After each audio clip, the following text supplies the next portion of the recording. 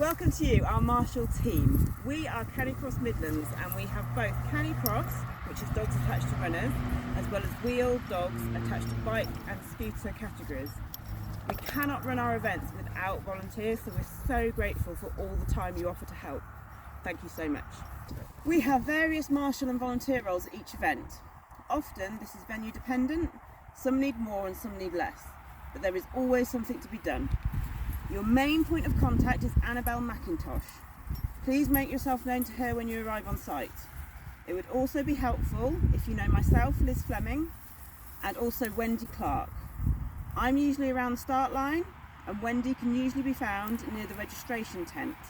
That is our Canicross Midlands branded gazebo. If you have any questions, problems or concerns at all, you can also speak directly to any member of our committee. They are Ruth, Anne, Mitch, Mairead, who runs Guardian Pet Supplies and is also our first aider on site, Kirsty and Helen. They should all be identifiable by committing to high-vis tops or just ask someone to point them out to you. You should receive a Marshal pack which contains a few items including a radio. The on-off dial is also the volume and it should already be set to the correct frequency. Annabelle will usually do a radio check once everybody is in their Marshal positions. If you do need to use it, press the side button, wait 2 or 3 seconds before you speak, otherwise your first words are covered by static. If for any reason you do not have a radio, please ensure you have a phone and the relevant phone numbers on you, such as Annabelle's and Wendy's. If you're stationed on the course, please stand clearly visible to the oncoming teams. Do not try to hide or be out of sight in any way, as that may spook the oncoming dog. Stand clearly, indicating the direction they need to take. Wheels are the most high-risk classes, but the competitors should have ridden the course beforehand. Not everybody does, and even if they do, accidents do happen. If you do witness an accident, firstly be aware that a following team may be close behind. Your job is to ensure that they are not at risk. You then need to check the human competitor is okay and ask if they need help. Most are pretty self-sufficient and should be able to sort themselves out. Ideally, in any situation, check the human's okay, check the dog's okay, check the course is safe, radio in and you'll be told what to do next. If you are out on the course once racing is finished on the Sunday, you may be asked to help break down the course. Please take down any signs, posts, markers or tape in your area and leave them in an obvious pile for people to collect.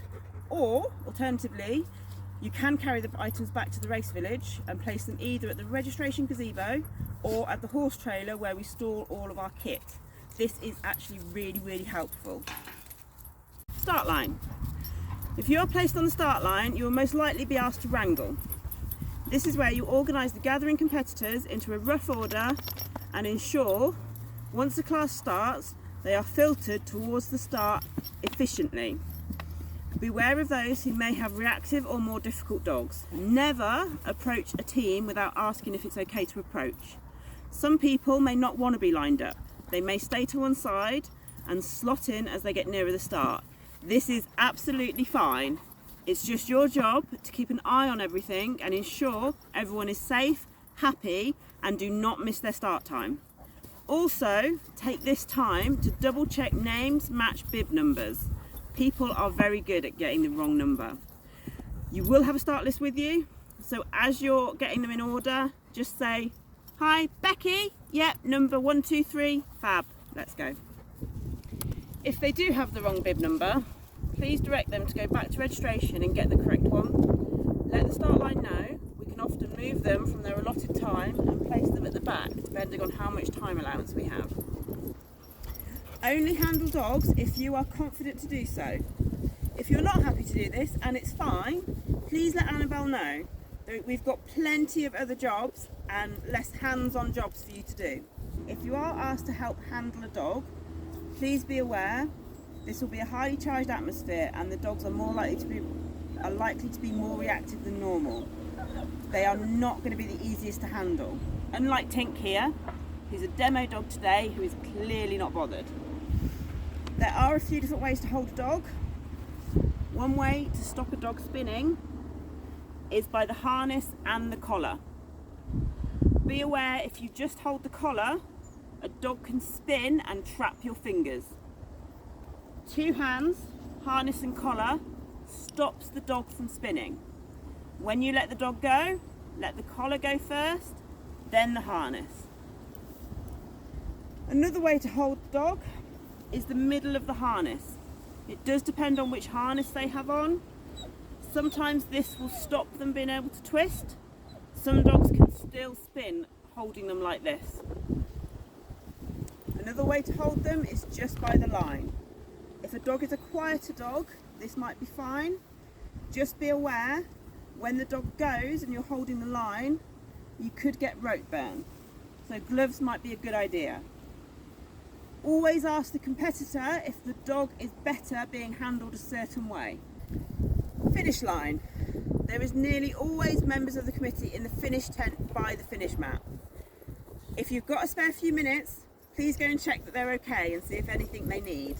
They've normally been in there for quite a long time and would appreciate it. Ideally, we need to keep the finish line as clear as possible. Depending on the individual venues, we allow spectators to help call teams in over the line, but these must be encouraged to move on swiftly to keep the area clear. We may or may not have water bowls dotted around. Some venues have natural water. We only have 1 team per water, and again, we need to encourage them to move on as soon as possible. Your job at the finish is just to keep an eye on everything and check everyone finishes happy, even if they may not be able to breathe or talk. If anyone has a problem or an incident out on the course, you can ask them to report it to Mitch, Rix and Graham. He deals with any complaints or incidents that happens at our events. Sunday. Once all racing is over, we need to break down the course, and the final thing we do is have prize giving. Please feel free to offer to help with anything. Many hands make light work. Or, if you've helped us loads, feel free to sit down and give a big round of applause to all our prize winners. Once again, thank you all so much for all of your help. Whether you volunteered for an hour or 10 hours, you are an absolute superstar.